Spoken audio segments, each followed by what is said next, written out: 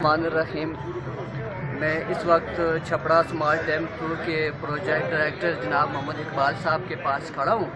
میں ان سے ایک کویشچن کرتا ہوں کہ جو یہ پروجیکٹ انہوں نے چھپڑا ڈیم کے حوالے سمارٹ ڈیم انہوں نے کیا ہے، اس کا جو تھوڑا سا ہمیں پس منظر ہے وہ ہمیں بتائیں۔ جی اقبال صاحب۔ یہ چھپرا ڈیم ادھر لوکل ایریا میں ہم نے اس کا ڈیزائن کیا ہے۔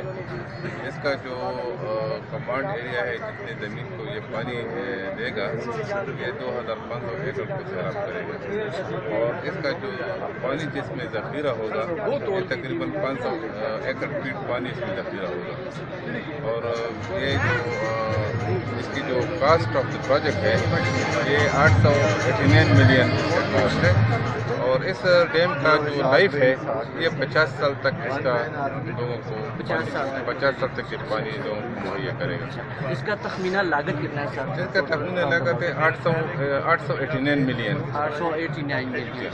تو یہ لائف ٹائم میں بھی اس میں کوئی مصرف اثرات مرتب ہوں گے؟ اس کے جو ہے اس کا انوائرمنٹل سارا پازیٹیو ہے، کیونکہ اس کے ساتھ گرینری ڈیولپ ہوگا، لوگوں کو جو ہے نا جو کراپس ہے اس کی پروڈکٹ ملے گا۔ یہ علاقہ اسپیشلی فروٹ کے لیے بڑا مشہور ہے، جو